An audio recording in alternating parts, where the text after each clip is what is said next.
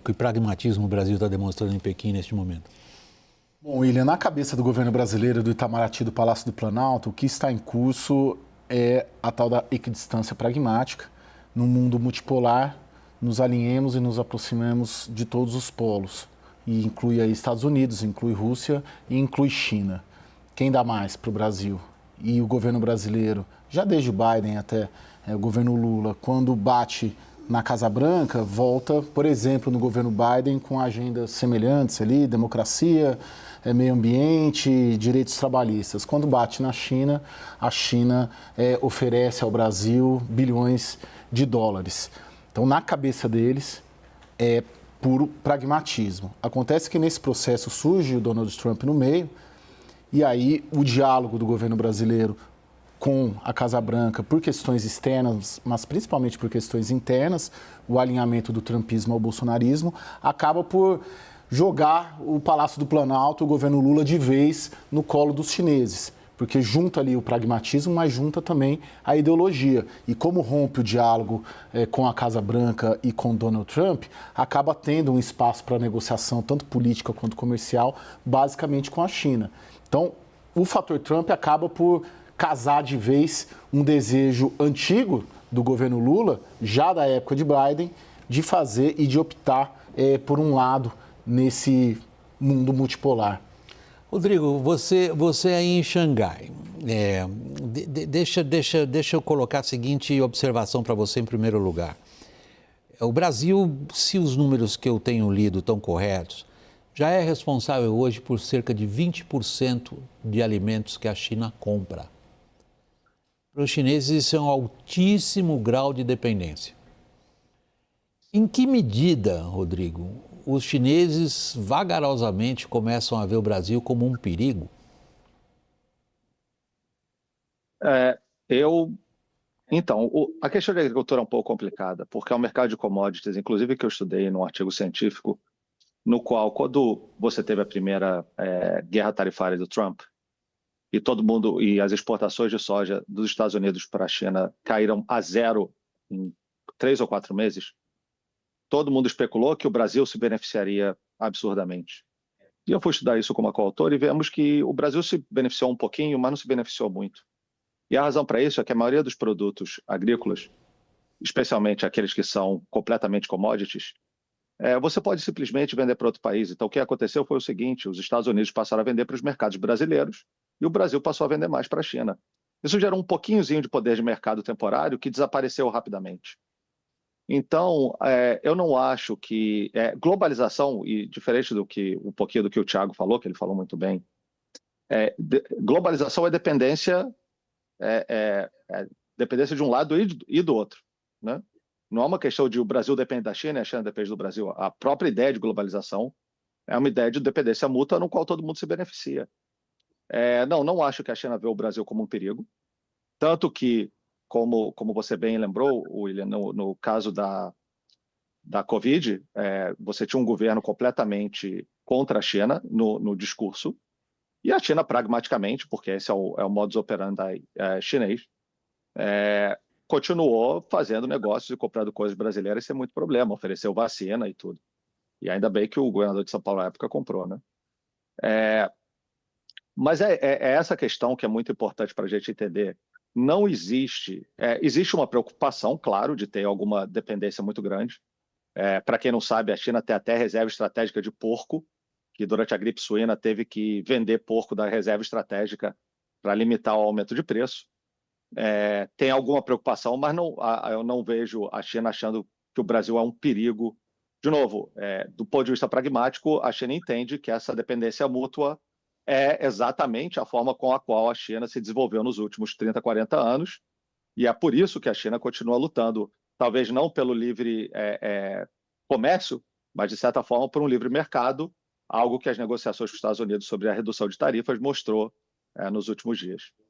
Américo, se a gente der um passo e tornar um pouco mais abrangente a nossa visão sobre a relação Brasil-China, e a gente avançar um pouco além da relação comercial e tentar estabelecer em que medida os chineses passam, a partir desses últimos acontecimentos, a considerar o Brasil não apenas um parceiro comercial, que isso obviamente é, os fatos não podem ser ignorados nesse sentido, mas passa a considerar o Brasil um parceiro geopolítico? Em alguma medida, Vac, é o que está acontecendo, pelas informações que a gente consegue colher aqui, tanto do lado brasileiro como do lado chinês. Mas, obviamente, a China tem um peso muito maior do que o Brasil. A China, obviamente, vê com bons olhos, gosta de acomodar algumas coisas do Brasil e quer ver o Brasil como seu parceiro, por exemplo, em propostas geopolíticas, como a ideia de tentar ajudar a negociar a paz na Ucrânia. Mas ali, em assuntos como esse, é que fica claro o tamanho de cada um. A China, de fato, tem uma influência muito grande lá. O Brasil ajuda a legitimar, inclusive, parte dessa influência, mas não é o fator determinante. Pode ajudar em alguma forma? Sim, pode ajudar, até porque fizeram aquela proposta. Então, a China vê o Brasil, obviamente, como você colocou, como um fundamental parceiro comercial, quer continuar ampliando as oportunidades dentro da ótica e dos interesses chineses, obviamente, e vê o Brasil como uma ponta de lança para a sua influência, inclusive na América do Sul, aonde a gente debateu aqui no começo do programa essas dificuldades, com muitos outros governos tendo mais problemas com os chineses. Eles continuam sendo pragmáticos? Sim, claro, sempre vão continuar, mas eles gostariam, obviamente, de ter governos mais alinhados, mais próximos, que lhe garantisse ali não ter nenhuma pedra no meio do caminho. E eles veem no Brasil esse tipo de elemento. Ontem, por exemplo, nós tivemos, no horário aqui chinês, ainda na segunda-feira aí no Brasil, uma reunião entre o Mauro Vieira e o ministro das Relações Exteriores da China. E eles trataram basicamente desses assuntos geopolíticos. Devem soltar hoje, logo depois da reunião do Xi Jinping e do Lula, um comunicado, como é tradição nesses encontros, reforçando justamente esse alinhamento geopolítico e estratégico. Então, o Brasil ajuda as credenciais da China, mas a China, obviamente, tem, como estamos falando desde o começo ali, um peso muito maior, determina muito melhor o que pretende fazer, tem muito mais força para isso, obviamente. Tiago, aí de Washington, como é que os americanos estão vendo Brasil e China? Olha, os Estados Unidos eles sempre olham com muita preocupação essa aproximação que já está estabelecida entre Brasil e China. Eles fazem uma leitura muito minuciosa do que está por trás, mas também existe uma percepção de que eles percebem que o Brasil acredita ser um parceiro maior da China do que a China percebe o Brasil como parceiro, pelo menos no aspecto geopolítico. Então, existe sim várias tentativas, que algumas vezes elas chegam a ser um pouco tímidas, para tentar segurar um pouco a relação Brasil e China, mas ao mesmo tempo os Estados Unidos têm pouco para trazer para a mesa. Os Estados Unidos ele acaba trazendo muitos alertas, mas poucas alternativas.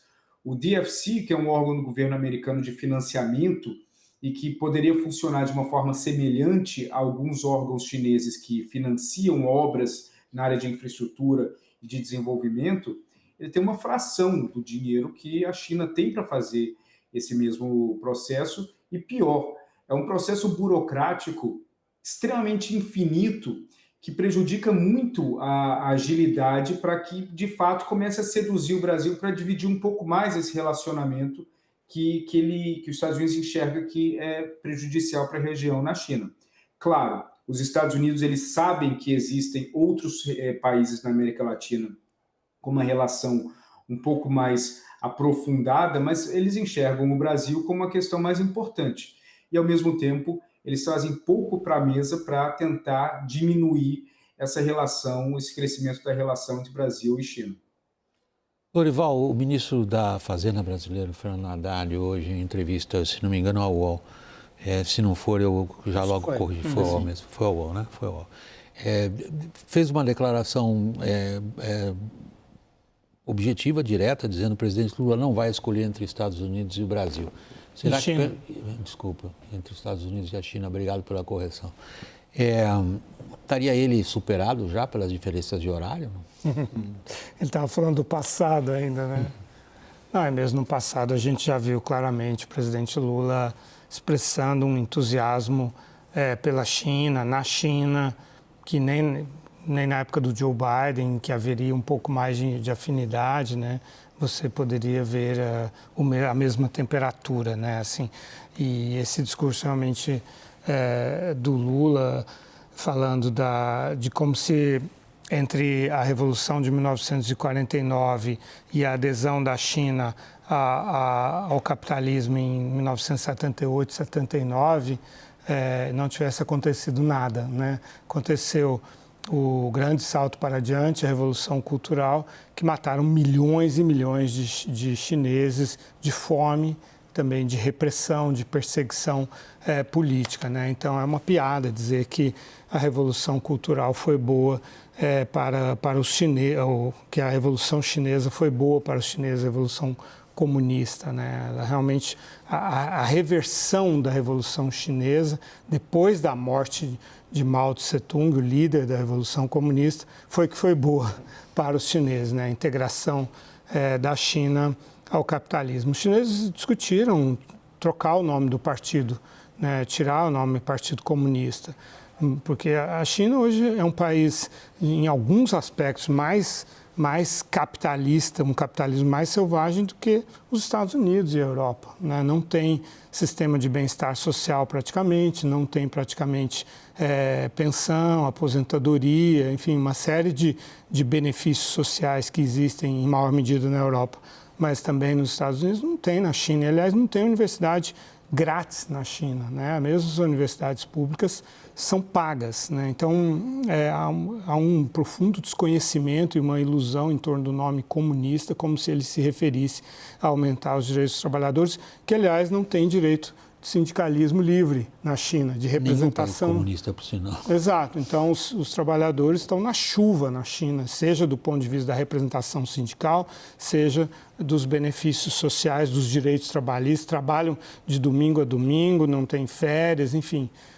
Não é fácil ser trabalhador na China, não é um regime feito para o bem-estar do trabalhador e é por isso que é tão barato produzir produtos industriais na China. Então, há muitas ilusões, né, que a esquerda brasileira alimenta em relação a esses países.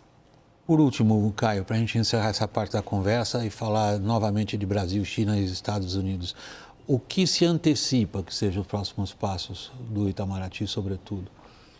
William, acho que ampliar cada vez mais essa aliança comercial. Eu ouvindo todos comentando aqui, eu fico com a impressão de que o que conquista, o instrumento que a China conquista o Lula e o Palácio do Planalto não é ideológico, é financeiro. Os chineses conquistam o presidente Lula e o Palácio do Planalto e Itamaraty pelo bolso. Acho que muito mais do que pela ideologia. E buscando, e batendo na porta da China e batendo na porta dos Estados Unidos, e conseguindo dinheiro na China e não conseguindo nos Estados Unidos, acaba tendo uma atração quase que natural. Acho que daqui em diante, a depender da relação, de como se desenvolver a relação do Palácio do Planalto com a Casa Branca, acho que a tendência é muito mais essa aproximação com os chineses evoluir. E como a gente sabe, a relação com a Casa Branca está travada, e como a gente sabe, o Lula se afastar da Casa Branca lhe traz benefícios internos. Porque as pesquisas todas, e a gente deu uma mais ou menos um mês aqui na CNN, da Atlas, mostra que o Trump não é popular no Brasil. Então esse jogo de oposição à Casa Branca e aproximação à China acaba tendo um combustível do ponto de vista de política doméstica pela aliança do trumpismo com o bolsonarismo muito eficaz na cabeça do governo.